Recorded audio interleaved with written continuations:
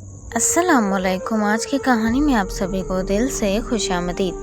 میرا نام زاہد ہے اور میں ساہیوال کا رہنے والا ہوں۔ یہ ان دنوں کی بات ہے جب میں BA کر کے فارغ تھا۔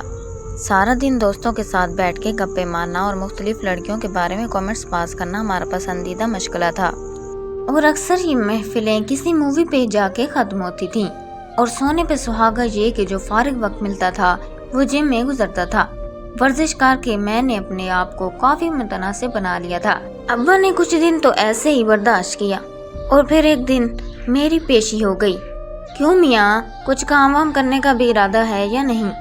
میں نے عرض کی، جی میں نے بہت کوشش کی ہے، مگر کوئی نوکری دینے پہ آمادہ نظر نہیں آتا۔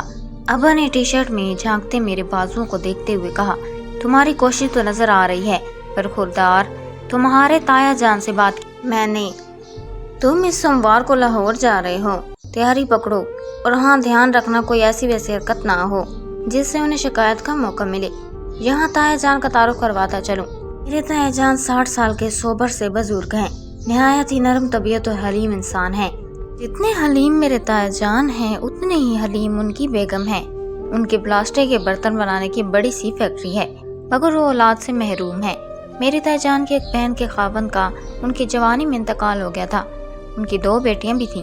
انہوں نے دوسری شادی کی تو اپنی دونوں بیٹیاں تایا جان کو دے دی۔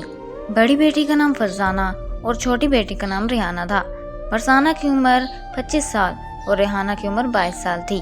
میں نے دونوں کو بہت چھوٹی عمر میں ہی دیکھا ہوا تھا۔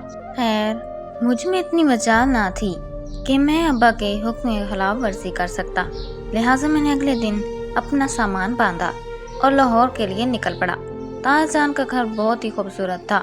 نیچے ایک بہت بڑا ٹی وی، لاؤنج، کچن اور 2 کمرے تھے۔ ایک بیڈ روم تایا جان کے استعمال میں تھا اور دوسرا مجھے عنایت کر دیا گیا تھا۔ اوپر بھی 2 بیڈ روم تھے، وہ دونوں فرزانہ اور ریحانہ کے استعمال میں تھے۔ تایا جان نے مجھے میرا کمرہ دکھایا اور حال احوال پوچھا۔ شام ہو چکی تھی۔ تایا جان نے کہا، زاہد تم نہا کر فریش ہو جاؤ تو کھانے کے لیے باہر آ جانا۔ میں فریش ہو کے کھانے کی میز پر پہنچا۔ پہلی دفعہ میں نے اپنے دل میں ابا جی کے خراج تحسین پیش کیا۔ فرزانہ اور ریحانہ کو دیکھ کر میری آنکھیں کھلی رہ گئی۔ دونوں بہنیں لازوال حسن کی مالک تھیں۔ فرق صرف اتنا تھا کہ فرزانہ کی اپنی عمر کی وجہ سے کچھ پختہ نقوش کی مالک تھی، جبکہ ریحانہ ایک ابھرتی ہوئی کلی تھی۔ فرزانہ کی بڑی آنکھیں اس کے حسن میں اضافہ کر رہی تھی۔ اس کی آنکھوں کی گہرائی کسی بھی جوان دل کے بھٹکانے کے لیے کافی تھی، جبکہ اس کے برعکس ریحانہ کی آنکھوں میں شوخی بری تھی، اور ویسے ہی شوخی اس کے چہرے کے نقوش میں بھی واضح تھی۔ فرزانہ کے ہونٹ رس بھرے اور خوب لال تھے، لگتا تھا ابھی انہیں رس ٹپکنے والا ہے، جبکہ ریحانہ کے ہونٹ پتلے مگر پھولوں کی طرح نازک تھے۔ فرزانہ کا قد نسبتاً چھوٹا تھا، جبکہ ریحانہ کا قد لمبا تھا۔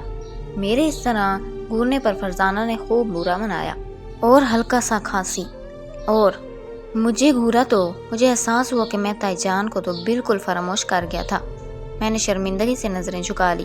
تائی جان نے میرا ان دونوں سے تعارف کروایا۔ بیٹا یہ زاہد ہے، تمہارے انکل عابد کا بیٹا، اور یہ اب تمہارے ابو کی فیکٹری میں ان کے ساتھ کام کرے گا۔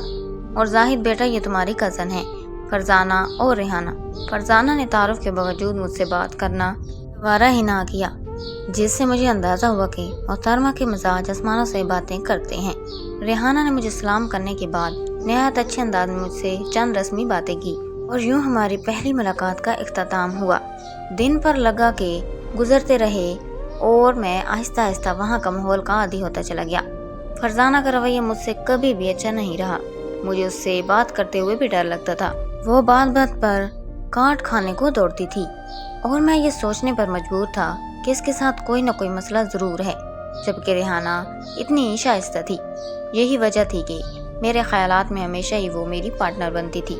ایک دن صبح میرے کمرے کے دروازے پر دستک ہوئی تو حیران ہوا کہ صبح صبح مجھے کون جگانے آ گیا۔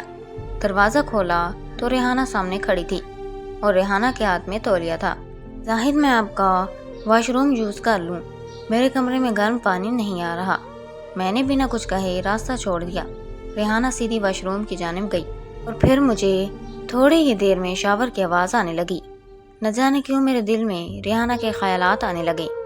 میں سوچوں کہ عروج پہ تھا اور خود سے کھیل رہا تھا کہ اچانک میرے کمرے کا دروازہ کھلا اور فرزانہ اندر آ گئی۔ میں جوش میں دروازہ لاک کرنا ہی بھول گیا تھا۔ فرزانہ کی آنکھوں میں مجھے حیرت اور پھر غصہ نظر آنے لگا۔ اسے حیرت مجھ کو دیکھ کر ہوئی تھی اور پھر غصہ میری حالت دیکھ کر۔ اسے دیکھتے ہی سمجھنے میں دیر نہیں لگی کہ واش روم میں کون ہوگا۔ میری شرمندگی کو کوئی انتہا نہیں تھی۔ مجھے سمجھ نہیں آ رہا تھا کہ میں کہاں چھپ جاؤں۔ ابھی میں کچھ کہنے والا ہی تھا کہ واش روم کا دروازہ کھلا اور ریحانہ باہر نکلی۔ وہ فرزانہ کو دیکھ کر حیران ہوئی اور پوچھا، فرزانہ تم یہاں کیا کر رہی ہو؟ تو فرزانہ نے جواب دیا، یار میرے کمرے میں گرم پانی نہیں آ رہا تھا تو سوچا نیچے جا کے نہا لوں۔ ریحانہ اس کے جواب سے مطمئن ہو کے باہر چلی گئی۔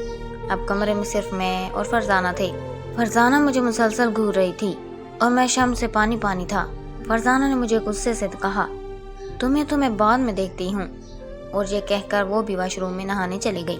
میں بے دم ہو کر بیڈ پر بیٹھ گیا۔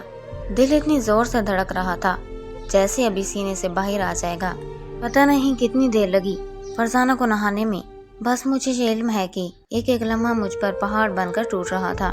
نہ جانے میرے ساتھ کیا حشر کیا جائے گا۔ فرزانہ سے مجھے کسی قسم کی بھلے کی امید نہیں تھی۔ مجھے لگا جیسے آج میرا اس گھر میں آخری دن ہے۔ جیسے ہی فرزانہ نہا کر نکلی میں نے اسے پکارا، فرزانہ پلیز میری بات تو سنیں۔ فرزانہ نے غصے سے کہا، اپنی بکواس بند کرو گھٹیا، ابھی میں جلدی میں ہوں، تمہیں میں بعد میں دیکھتی ہوں، تمہیں اس حرکت کی سزا ضرور ملے گی۔ میں بے دلی سے بیڈ پہ لیٹ گیا۔ میرا فیکٹری جانے کا بالکل دل نہیں کر رہا تھا۔ کچھ دیر ایسے ہی لیٹے رہنے کے بعد میں نے ہمت کی اور نہا کر بنا ناشتے کے آفس چل پڑا۔ میرے لیے دن کاٹنا عذاب بن گیا۔ دل میں عجیب عجیب خیالات آنے لگے۔ شام کو دیر سے گھر آیا تو آنٹی سے ملاقات ہو گئی۔ انہوں نے حسب عادت کھانے کا پوچھا۔ میں نے انکار کر دیا، مگر ان کے انداز سے ہرگز نہیں لگ رہا تھا کہ کوئی غیر معمولی بات ہوئی ہے، یعنی فرزانہ نے اپنی زبان بند رکھی ہے۔ میں چپ چاپ اپنے کمرے میں آ گیا۔ آج کسی چیز میں دل نہیں لگ رہا تھا۔ بے چینی تھی کہ ختم ہونے کا نام ہی نہیں لے رہی۔ تقریباً 11 بجے میرے کمرے پر دستک ہوئی۔ میں نے چونک کے دروازہ کھولا تو سامنے ریحانہ اور فرزانہ دونوں موجود تھیں۔ فرزانہ نے مجھے کہا، آگے سے ہٹو۔ میں ایک شریف بچے کی طرح سامنے سے ہٹ گیا۔ وہ دونوں اندر آ گئی۔ فرزانہ بیڈ پہ بیٹھ گئی جبکہ ریحانہ نے کمرے میں پڑی کرسی پر قبضہ کر لیا، جبکہ میں ان دونوں کے درمیان کھڑا تھا۔ ظاہر بتاؤ ریحانہ کو کہ تم صبح کیا کر رہے تھے؟ میں پریشان ہو کر فرزانہ کی طرف دیکھا تو اس نے غصے سے میری طرف دیکھا اور پھر دہرایا، تمہیں میری بات سمجھ نہیں آ رہی شاید؟ بتاؤ اسے کہ تم کیا کر رہے تھے، ورنہ میں ابھی ممی اور پاپا کو بتاتی ہوں۔ جیسے میں ابھی چکر کھا کر گر پڑوں گا، معاف کر دیں۔ فرزانہ مجھ سے غلطی ہو گئی، دیکھیں میں کان پکڑتا ہوں، مگر آپ کسی کو مت بتائیے گا یہ بات۔ ایسے تمہیں معافی نہیں ملے گی۔ زاہد جو کہا جا رہا ہے وہ کرو، زیادہ بہتر ہوگا۔ بتاؤ تم کیا کر رہے تھے صبح؟ دیکھیں فرزانہ میں آپ کے پاؤں پکڑتا ہوں، ایسے نہ کریں، میں آئندہ کبھی ایسا نہیں کروں گا۔ فرزانہ نے ریحانہ کی طرف دیکھتے ہوئے کہا، لگتا ہے ہمیں چلنا چاہیے، اب یہ بات ممی کو بتا ہی دیں تو اچھا ہے۔ یہ کہہ کر وہ بیڈ سے اٹھی تو میں نے جلدی سے کہا، نہیں پلیز میں بتاتا ہوں۔